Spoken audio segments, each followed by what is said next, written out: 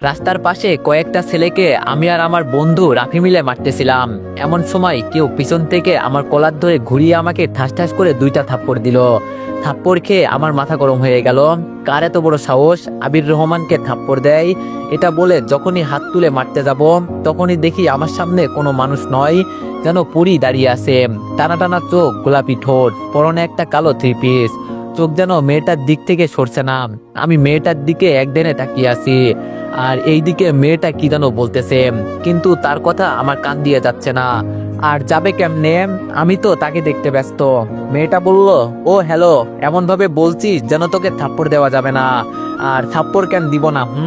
নিজে তো ছেলেগুলোকে মারছিস, আবার তোকে মারলে তোর গায়ে লাগে তাই না? বোকাটে কোথাকার। দেখ দেখ আবার লুচ্চাদের মতো কিভাবে আমার দিকে তাকিয়ে আছে। এটা বলে তানিয়া আবার আবিরকে একটা থাপ্পড় দিল। আমি মেয়েটার থাপ্পড় খেয়ে থমথম খেয়ে গেলাম। আমি বললাম, এই যে আপনি আমাকে মারলেন কেন? মেয়েটা বলল, তো তোকে সালাম করবো নাকি? কখনো মেয়ে মানুষ দেখিসনি যে থাপ্পড় খাওয়ার পরও লুচ্চাদের মতো হা করে তাকিয়ে আছিস? আমি বললাম, আরে মেয়ে দেখছি তো, কিন্তু আপনার মতো পরি দেখিনি, তাই তাকিয়ে আছি। মেয়েটা বলল, দেখ আমার সাথে লুচ্চামি করবি না কিন্তু, তা না হলে ভালো হবে না। আমি বললাম, আরে আরে আপনার সাথে লুচ্চামি কেন করব, কিন্তু প্রেম করব, বুঝলেন? মেয়েটা বলল, কি বললি কুত্তা, তুই আমার সাথে প্রেম করবি? দাঁড়া দেখাচ্ছি মজা। এটা বলে মেয়েটা আমাকে মারার জন্য আবার হাত তুললো। এইবার আর থাপ্পড় দিতে দিলাম না। আমি বললাম, আরে আরে কি করছো বেবি? মেয়েটি বলল, বেবি? আমি বললাম, আরে বেবি কুল কুল, এই হাতটা গালে থাপ্পড় দেওয়ার জন্য না, এই হাতটা আদর করার জন্য, বুঝলে জানো? আমার কথা শুনে মেয়েটা রেগে আগুন হয়ে গেল। তার রাগান্বিত চেহারা দেখলে চোখ ফেরানো যাবে না। মেয়েটা রাখতেই নাকটা ফুলে লাল হয়ে গেল। মেয়েটা জোর করে আমার থেকে হাত ছাড়িয়ে বলতে লাগলো, ক্লাসের সময় হয়ে আসছে, তাই তোকে ছেড়ে দিলাম, তা নয় তো এই তানিয়া কি জিনিস দেখিয়ে দিতাম। এটা বলে মেয়েটা রেগে গজগজ করে চলে যেতে লাগলো। আর আমি তার চলে যাওয়ার দিকে তাকিয়ে বললাম, তানিয়া সুন্দর নাম। এটা বলতেই রাফি দৌড়ে এসে বলতে লাগলো, দোষ, ছেলেগুলো পালিয়েছে, ধরতে পারিনি, সব ওই মেয়েটার দোষ, মেয়েটাকে পেলে আমি ছাড়বো না, ওর জন্য হারামজাদাগুলো পালিয়েছে। আমি মেয়েটার চলে যাওয়ার দিকে তাকিয়ে আনমনে বললাম, কোন ছেলেগুলোর কথা বলছিলি রে তুই? রাফি আমার মুখে এমন কথা শুনে আমার তাকানো অনুসরণ করে দেখে মেয়েটা চলে যাচ্ছে। রাফি বলল, দোষ, মেয়েটা চলে যাচ্ছে, থামা ওকে, ওই মেয়েকে তো আমি। এটা বলে যেই না রাফি মেয়েটার দিকে যাবে, তখনই আমি রাফির হাত ধরে বললাম, থাক ভাই, আর কষ্ট করতে হবে না, ক্লাসে চল, দেরি হয়ে যাচ্ছে। রাফি বলল, কিন্তু মামা ওই মেয়েটা। আমি বললাম, তোকে বলছি না একবার ওই সব বাদ দে, মানে বাদ দে, আজ আমার কলেজের প্রথম দিন, ক্লাসে দেরি করলে হবে না। রাফি বলল, চল। এটা বলে দুইজন কলেজে ঢুকে ক্লাসের দিকে যেতে লাগলাম। আমরা ক্লাসে যেতে যেতে পরিচয় পর্ব শেষ করি, কেমন? আমি আবির রহমান, অনার্স প্রথম বর্ষে পড়ি। আমার বাবার নাম আতিক রহমান, পেশা বিজনেসম্যান। মা ফারহানা আক্তার, পেশা গৃহিণী। একটা বড় ভাই আছে, পুলিশ অফিসার, নাম রফিক রহমান। আর আমার পাশেরটা হলো আমার ল্যাংটাকালের বন্ধু রাফি। আর যেই মেয়েটা আমাকে থাপ্পড় দিল তার নাম তানিয়া। বাকিটা আমি জানি না, কারণ আমি নতুন আইছি কলেজে। বাকি সব গল্পের মধ্যে জানবেন। অনেক্স হচ্ছে সবচেয়ে বিশ্বস্ত বুকমেকার, পিএইচডি এবং সিরিয়া এই অ্যাপের অফিসিয়াল পার্টনার। এই অ্যাপে আপনি cricket, football, tennis live match দেখে এবং তাদের ভবিষ্যৎবাণী করে সহজেই অর্থ উপার্জন করতে পারবেন। সেই সাথে বিএমডব্লিউ গাড়ি, আইফোন, ল্যাপটপ এবং আরো অনেক নগদ পুরস্কার জেতারও সুযোগ রয়েছে। এই অ্যাপটিতে আপনি ক্র্যাশ ক্রিস্টাল 21 ইত্যাদি গেম খেলে সহজেই আয় করতে পারবেন। আপনি বিকাশ, নগদ, রকেট, ব্যাংক, ক্রিপ্টো, পেপাল এবং অন্যান্য সহজ পদ্ধতির মাধ্যমে সহজেই আপনার জেতা টাকা তুলতে পারবেন। এখানে আপনি 24 ঘন্টা 7 দিন গ্রাহক সহায়তা পাবেন। তাই এখনই গুগলে অনেক সার্চ করে প্রথম ওয়েবসাইটে গিয়ে রেজিস্ট্রেশন করুন। আর হ্যাঁ, রেজিস্ট্রেশনের সময় আমার প্রোমো কোড VOTO7 ব্যবহার করে প্রথমবার ডিপোজিটে 20,000 টাকা পর্যন্ত পান। পরিচয় পর্ব শেষ করতে করতে আমাদের ক্লাসের সামনে এসে পড়লাম। ক্লাসে দেখি স্যার আছে, তাই স্যার থেকে অনুমতি নিয়ে দুইজন মিলে ক্লাসে ঢুকে পিছনের দিকে টেবিলে বসে পড়লাম। টেবিলে বসতে একটু দূরে সামনে থাকা মেয়েটিকে দেখে চোখগুলো বড় বড় করে ফেললাম। আর মেয়েটাও আমাকে দেখে রাগে নাক মুখ লাল করে ফেলল। আরে মেয়েটা আর কেউ না, আমাকে থাপ্পড় মারা মেয়েটা। এমন ভাবে আমাকে সামনের দিকে তাকিয়ে থাকতে দেখে রাফি বলে উঠল, কিরে সামনের দিকে চোখ বড় বড় করে তাকিয়ে আছিস কেন? আমি বললাম, সামনের দিকে তাকা। এটা বলে রাফি সামনের দিকে তাকাতেই বলল, তানিয়া তোর দিকে এমন ভাবে তাকিয়ে আছে কেন রে? রাফি মেয়েটাকে চেনার কারণ হলো রাফি কলেজে আরো আগে থেকে আসে, আর আমি কিছু ব্যক্তিগত সমস্যার কারণে কলেজে আসতে পারিনি। আমি বললাম, তাহলে তুই মেয়েটাকে চিনিস? রাফি বলল, মেয়েটাকে চিনবো না কেন? মেয়েটা আমাদের প্রিন্সিপালের মেয়ে, নাম তানিয়া, অনেক রাগী, কিন্তু তোর দিকে এমন করে তাকিয়ে আছে কেন? আমি বললাম, আরে ওই মেয়ের জন্যই ওই ছেলেগুলো পালিয়েছে। রাফি বলল, কি বলিস মামা? আমি ওদের ধরতে ব্যস্ত ছিলাম তাই খেয়াল করিনি। আমি বললাম, ও যাই বলিস, মেয়েটা কিন্তু দেখতে অনেক কিউট, ইচ্ছে করছে বুকের বাপাজে জড়িয়ে থাকি। রাফি বলল, এই এই এটা ভুলেও ভাবিস না, এটা মেয়ে না, পুরো ডাইনি। কোনো ছেলে মেয়েটার আশেপাশে যেতে পারে না, এমন ভাবে তাকিয়ে দেখে মনে হয় খেয়ে ফেলবে, আর আজে বাজে কথা বললে থাপ্পড় দিয়ে গাল লাল করে দেয়। ভাই, যদি ভালো থাকতে চাস তাহলে এই বিড়ির থেকে দূরে থাক। রাফির এমন কথা শুনে তার মাথায় একটা থাপ্পড় দিয়ে বললাম, শালা তোর হবু ভাবি লাগে, আরেকবার যদি আজে বাজে নামে ডাকিস তাহলে তোর খবর করে ছাড়বো। রাফি বলল, মামা এত দূর চলে গেলাম? আমি বললাম, জানো। রাফি বলল, তোমার জন্য শুভকামনা রইল। এটা বলে রাফি ক্লাসে মন দিল, কিন্তু আমি আমার কলিজার দিকে মন দিলাম। আর আমার এমন তাকিয়ে থাকা দেখে তানিয়া আমার দিকে মাঝে মাঝে রাগি চোখে তাকিয়ে থাকে। আমার দিকে রাগিভাবে তাকানোর সময় তানিয়ার বান্ধবী এটা খেয়াল করে। তানিয়াকে খুঁচা দিয়ে বলে, ওই তানিয়া, তুই বারবার ওই ছেলের দিকে তাকিয়ে আছিস কেন? কি ব্যাপার? তানিয়া বলল, বান্ধবী বেশি বুঝিস না, আর ওই ছেলের দিকে তাকিয়ে আছি কারণ তোকে যে ছেলের কথা বললাম সেই ছেলেটাই হলো এই ছেলেটা। রিমি বলল, ও তুই তো বললি খ্যাত বোকাটে, কিন্তু আমি দেখছি ছেলেটা কত স্মার্ট কিউট। রিমির মুখে এমন কথা শুনে তানিয়া বলল, ও তাই বুঝি, তাহলে জানা ওকে গিয়ে বিয়ে করে ফেল। রিমি বলল, না বাবা না, আমার একটা আছে, আর লাগবে না, তার চেয়ে বরং তুই কর। তানিয়া বলল, রিমি বেশি হয়ে যাচ্ছে কিন্তু। তানিয়া এটা দেখে রিমির দিকে রাগি চোখে তাকাতেই রিমি চুপচাপ ক্লাসে মন দিল। একে একে সব ক্লাস শেষ করার পর দেখি ক্লাস থেকে তানিয়া বের হচ্ছে। এটা দেখে আমি আর দাঁড়িয়ে থাকি কি করে বলুন তো? দৌড় দিলাম। এক দৌড়ে তানিয়ার সামনে গিয়ে বললাম, আরে আরে সুন্দরী, আমাকে রেখে কোথায় যাও? এমন ভাবে আমি সামনে এসে এই কথাটা বলাতে তানিয়া রেগে মেগে চোখ মুখ লাল করে বলল, জাহান্নামে যাই, যাবি? আমি বললাম, আরে আরে, আমি থাকতে তুমি জাহান্নামে যাবা কেন? আর তার চেয়ে ভালো চলো দুইজন মিলে কাজী অফিসে যাই। তানিয়া বলল, দেখ মাথা গরম আছে, আর গরম করিস না তো, না হলে কানের নিচে দুইটা বাজিয়ে দিব বলে দিলাম। আমি বললাম, আরে আরে এত রাগ কেন করো জানো, নাম্বারটা দাও, আমি চলে যাচ্ছি ভালো ছেলের মতো। তানিয়া বলল, কি বললি কুত্তা? এটা বলে যে আমাকে মারতে আসবে তার আগে আমি দৌড় দিলাম। কি দরকার শুধু শুধু আমার এই কিউট সুন্দর গালটা লাল করতে দিব? এইদিকে তানিয়া চিৎকার দিয়ে বলছে, ওই কুত্তা পালাচ্ছিস কেন? দাঁড়া বলছি। আমি পালাচ্ছি না জানো, দরকারি কাজ পড়েছে তাই যাচ্ছি। আমি কাল আবার আসবো দেখা করতে, সুন্দর করে সেজে গুজে আসিও কেমন? এটা বলে কলেজ থেকে বের হয়ে একটা রিক্সা করে উঠে বাড়ির দিকে যেতে লাগলাম। এইদিকে তানিয়া বলছে, আইছে আমি সাজবো, তাও আবার তোর মতো বকাটের জন্য আমার বইয়েই গিয়েছে। কালকে আসিস কলেজে, তারপর দেখামু এই তানিয়া কি জিনিস। রিমি বলল, আচ্ছা তুই দুলাভাইয়ের সাথে এমন করলি কেন? রিমির কথা শুনে তানিয়া রাগি চোখে রিমির দিকে তাকাতেই রিমি আমতা আমতা করে বলল, না মানে ছেলেটার সাথে এমন করলি কেন? কত কিউট ভাবে তোকে ডাকছে শুনিসনি? এই কথা শুনে তানিয়া আশেপাশে কি যেন খুঁজতেছে। এটা দেখে রিমি আস্তে করে হাঁটা দিল। তানিয়া বলল, ওই কুত্তা দাঁড়া একটু। রিমি বলল, আপা আমার তাড়া আছে, দাঁড়াতে পারবো না। এটা বলে রিমি চলে যেতে লাগলো। আর তানিয়ার আগে গজগজ করতে করতে কলেজ থেকে বের হয়ে গেল। রফিক রহমান বলল, স্যার আসবো? পুলিশ কমিশনার আলতাফ বলল, আরে রফিক যে, আসো আসো।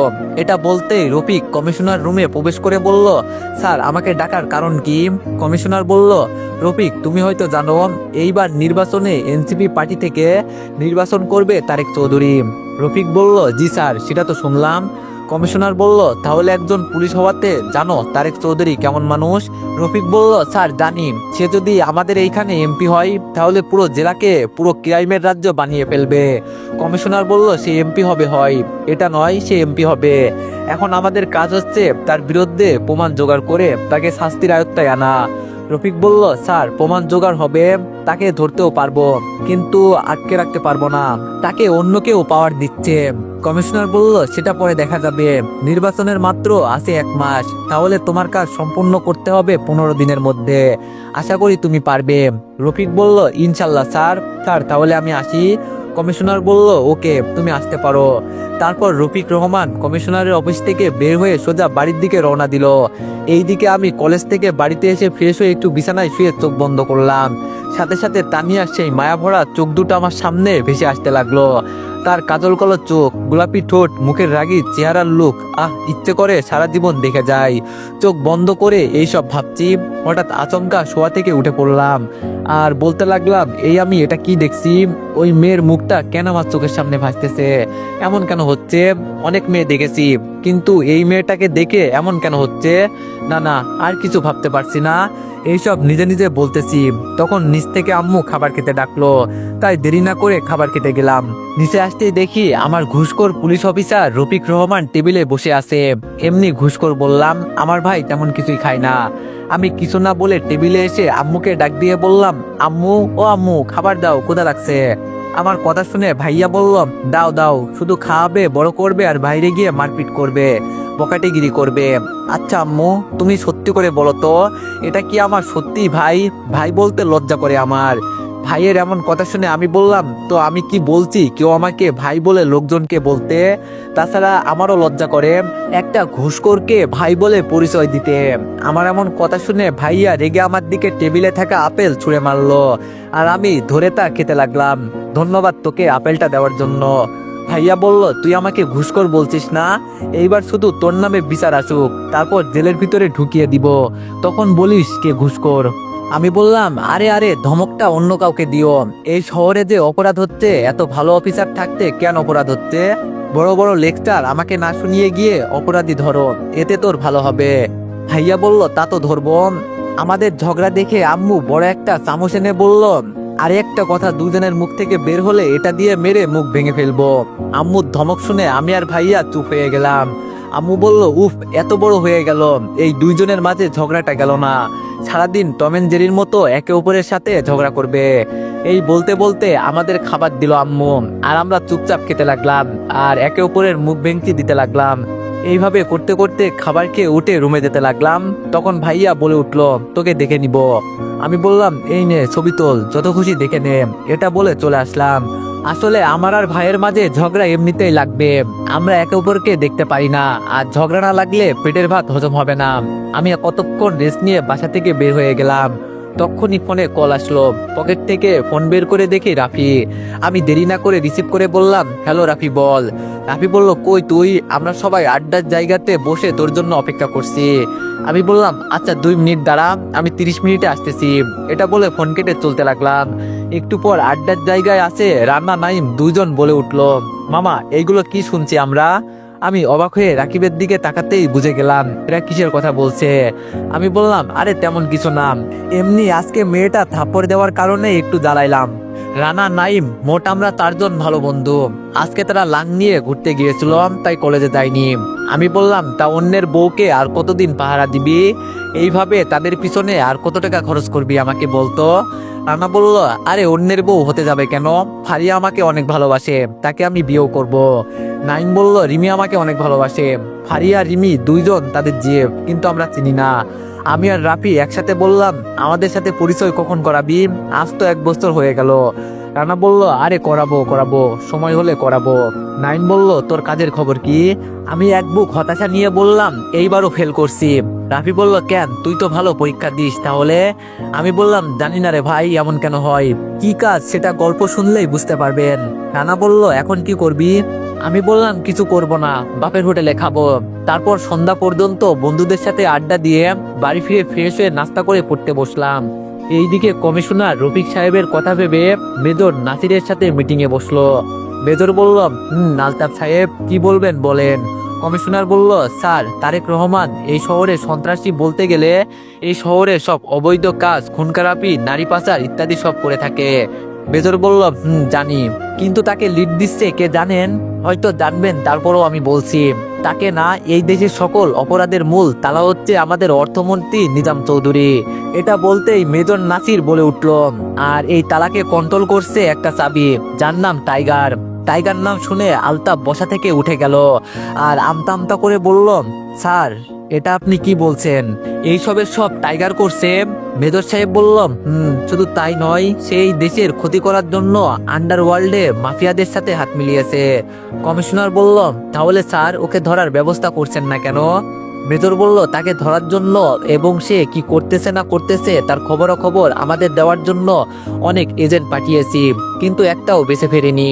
এখন তাকে ধরার চেষ্টা করছি, কিন্তু তাকে ধরা অসম্ভব। কমিশনার বলল, তাহলে স্যার আমরা কি তারেককে ধরবো না? মেজর বলল, ধরবো না কেন, তাকে আমরা ধরবো, আর টাইগারেরও ব্যবস্থাও করব। এটা বলতে দেরি মেজরের ফোনটা বাজতে দেরি হলো না। মেজর দেরি না করে ফোনটা ধরে বলল, হ্যালো, কে বলছেন? আমি কে বলছি সেটা জানা জরুরি না মেজর নাসির, জরুরি হচ্ছে আমাকে ধরার প্ল্যান বাদ দিয়ে আগে নিজের দেশকে বাঁচানোর জন্য প্ল্যান কর। মেজর বলল, টাইগার, তোকে তো আমি ছাড়বো না। টাইগার বলল, আগে ধরে দেখাস, তারপর ছাড়ার চিন্তা করিস। লোহা দিয়ে লোহা কাটা যায়, আর মনের ঢাল তো তখনই মিটবে যখন অন্যের জ্বলবে। হা, দেশ বাঁচাতে মন দে নাসির। এটা বলে ফোন কেটে দিল। ফোন কাটতেই মেজর নাসির তাড়াতাড়ি কন্ট্রোল রুমে যোগাযোগ করে নাম্বারটার লোকেশন ট্র্যাক করতে বলল। এতক্ষণ কমিশনার কি হচ্ছে বোঝার চেষ্টা করলেও বুঝতে না পেরে বলে উঠল, কি হয়েছে স্যার? মেজর বলল, আলতাফ, দেশের অনেক বড় বিপদ, তুমি তাড়াতাড়ি তারেককে ধরার ব্যবস্থা করো, না হলে সমস্যা হবে, আর বাকিদের আমি দেখব। ওকে স্যার বলে কমিশনার চলে গেল। আর মেজর সেনাপ্রধানকে খবরটা দিলে কালকের মধ্যে মিটিং এর একটা আয়োজন করে। আর এইদিকে আমি পড়া শেষ করতে আম্মু খাবারের জন্য ডাক দিল। খাবার খেতে গেলাম, সেখানে গিয়ে দেখি বসে আছে আম্মু আর আব্বু, আমার শত্রু। আম্মু আব্বু থাকাতে দুইজনে চুপ করে খাবার খেতে লাগলাম। তখন আব্বু ভাইয়ার উদ্দেশ্যে বলে উঠল, রফিক, আর কতদিন এইভাবে থাকবি? এইবার না হয় বিয়েটা করে ফেল। দেখ তোর আম্মুকে কাজ করতে করতে শরীরের অবস্থা কি হয়েছে। ভাইয়া বলল, বাবা, তাহলে কালকে কাজের বউ একটা ঠিক করে দিব। আম্মু বলল, তোকে কাজের বেডি আনতে বলিনি, বউ আনতে বলেছি। ভাইয়া বলল, আম্মু, আমি এখনো বিয়ে করতে প্রস্তুত নই, সো আমি এখন বিয়ে করছি না, ওকে। এটা বলে খাবার না খেয়ে ভাইয়া টেবিল থেকে উঠে চলে গেল। আম্মু বলল, ছেলেটা এমন করছে কেন? বিয়ের কথা শুনলে এমন করে কেন বুঝি না, আর কয়দিন গেলে তো বউ পাবে না। আব্বু বলল, আমি বুঝতেছি না এমন করে কেন। আচ্ছা খাবার খাও, পরে কথা বলা যাবে। এইদিকে আমি চুপচাপ খাবার খাচ্ছি আর ভাইয়ার কথা ভাবছি। অনেক সময় দেখি ভাইয়া বিয়ের কথা শুনলে মন খারাপ করে ফেলে, কিন্তু কেন? না, আমাকে এর মানে খুঁজে বের করতে হবে। তারপর খাওয়া দাওয়া করে নিজের রুমে গিয়ে শুয়ে পড়লাম। তারপর ভাবতে লাগলাম কিভাবে কি করা যায়। কিছু ভেবে না পেয়ে ভাইয়ার রুমের দিকে যেতে লাগলাম। এইদিকে রফিক ভাই তার রুমে গিয়ে তার ফোন থেকে একটা ছবি বের করে বলতে লাগলো, ওহে আমার মহারানী, কোন দিন বুঝবে আমার ভালোবাসা? যেই দিন তোমাকে প্রথম দেখি সেই দিন থেকে এই চোখের সামনে আছে শুধু তোমার মায়াবী মুখখানার ছবি। এতবার ভালোবাসি বলি, তারপরও বলো পারবো না। বাড়িতে যখনই বিয়ের কথা ওঠে তখনই মন খারাপ হয়ে যায়, কারণ আমি তোমাকে ছাড়া অন্য কাউকে চাই না। কিন্তু কি করার, তুমি তো আমাকে ভালোবাসো না। দেখো আমি কিন্তু বলে দিচ্ছি, কাল যদি ভালোবাসি না বলো, তাহলে বাড়িতে বলে দিব আমার জন্য মেয়ে দেখতে। তখন আমি দরজার সামনে থেকে বলে উঠলাম, ভাইয়া তুই কাকে ভালোবাসিস? আর সে যদি না বাসে এর মানে কি ভাইয়া? হঠাৎ রুমে আমার কথা শুনে ভাইয়া তাড়াতাড়ি করে ফোন বন্ধ করে বলল, কই কিছু না তো, তুই মনে হয় ভুল শুনেছিস। আমি বললাম, না, আমি সব শুনেছি, এখন বল মেয়েটাকে। ভাইয়া বলল, তুই এখানে কেন সেটা বল। আমি বললাম, তোমার সাথে কথা বলতে এসেছি। ভাইয়া বলল, আমি কারোর সাথে কথা বলতে বাধ্য নই, সো এখান থেকে যা। আমি বললাম, দেখ ভাইয়া, তুই জানিস আমি কেমন, তাই যদি মেয়েটাকে বা ছবি দেখাতি তাহলে আমি কিছু একটা করে দিতাম আর কি। ভাইয়া বলল, তোর সাহায্য লাগবে না আমার, তুই যা এখান থেকে। ভাইয়ের এমন কথা শুনে মন খারাপ করে চলে আসলাম নিজের রুমে। তারপর ঘুমিয়ে গেলাম। সকালবেলায় ঘুম থেকে উঠে ফ্রেশ হয়ে নাস্তা করে কলেজের দিকে রওনা দিলাম।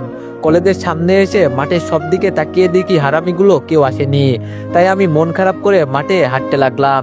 এই যে ব্ল্যাক শার্ট পরা ছেলে, এই দিকে আই। আমি যেহেতু কালো জামা পরেছি তাই কে ডাকলো দেখার জন্য পিছনে ঘুরতেই দেখি কয়েকটা ছেলে আমাকে ডাক দিল।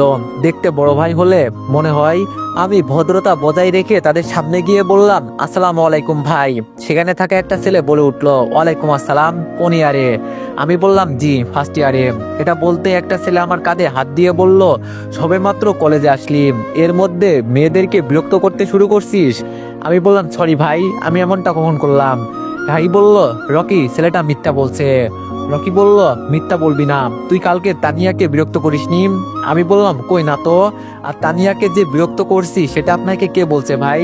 রকি বলল, কেন, আমার বন্ধু রাহি বলছে তুই তানিয়াকে বিরক্ত করছিস, কেন করছিস সেটা বল। আমি বললাম, ভাই আমি তানিয়াকে বিরক্ত করিনি, আমি তানিয়াকে পছন্দ করি, তাই তার সাথে কথা বলতে গিয়েছিলাম। এই কথা বলতে রকি নামের ছেলেটা আমার কলার ধরে বলল, ওই তোর তো সাহস কম না, আমার সামনে দাঁড়িয়ে আমার জিনিসের দিকে তাকাস। ছেলেটা কলার ধরাতে আমার মাথা গরম হয়ে গেল, কিন্তু নিজের মাথা ঠান্ডা করে বললাম, মানে বুঝলাম না ভাই, সামান্য কথাতে কলার কেন ধরলেন? আর আপনার জিনিস বলতে? রকি বলল, আমার জিনিস মানে তানিয়াকে আমি পছন্দ করি, ভালোবাসি। সো নিজের ভালো চাইলে তানিয়ার পিছন ছেড়ে দে। এটা বলে ছেলেটা আমার কলার ছেড়ে দিল। রাহি বলল, ওই যা এখান থেকে, আর কথাগুলো যেন মাথায় ঢুকিয়ে নিস। আমি বলে গেলাম, দেখেন আপনারা কলেজের বড় ভাই, আমি ছোট ভাই, আমি তানিয়াকে পছন্দ করি আর আপনিও। আপনি দিলেন আমাকে ধমক, চাইলে সুন্দরভাবে বুঝাতেও পারতেন। যাই হোক, বড় ভাই বলে কথা, যেমন হোক বুঝিয়েছেন। কিন্তু সমস্যা হলো তানিয়াকে নিয়ে, আর তানিয়া যদি বলে আপনাকে ভালোবাসে তাহলে আমি সরে দাঁড়াবো, কিন্তু যদি তানিয়া বলে আপনাকে পছন্দ করে না তাহলে আপনি সারা জীবন চেষ্টা করলেও আমাকে তানিয়ার কাছ থেকে দূরে সরাতে পারবেন না। এটা বলে আমি সেখান থেকে চলে আসলাম। আর আমার কথা শুনে রাহি রকিকে বলল, দোস্ত ছেলেটা কি আমাদের সম্মান করে কথাগুলো বললো নাকি অসম্মান করে? রকি বলল, সেটা যাই হোক, ছেলেটার ব্যবস্থা করতে হবে, নাহলে আমি তানিয়াকে পাবো না। খোঁজ নে ছেলেটার ব্যাপারে। রাহি বলল, ওকে দোস্ত। এইদিকে আমি সেখান থেকে চলে আসতে একটু দূরে দেখি বন্ধুরা বসে আড্ডা দিচ্ছে, তাই আমি তাদের দিকে যেতে লাগলাম। তখনই কেউ পিছন থেকে আমার কলার ধরে। তো এভরিওয়ান, এই গল্পটি তোমাদের কেমন লাগছে সবাই একটু কমেন্টে জানিও। আর যদি গল্পটি ভালো লেগে থাকে তাইলে সবাই একটু বেশি বেশি লাইক আর কমেন্ট করে দিও। ধন্যবাদ।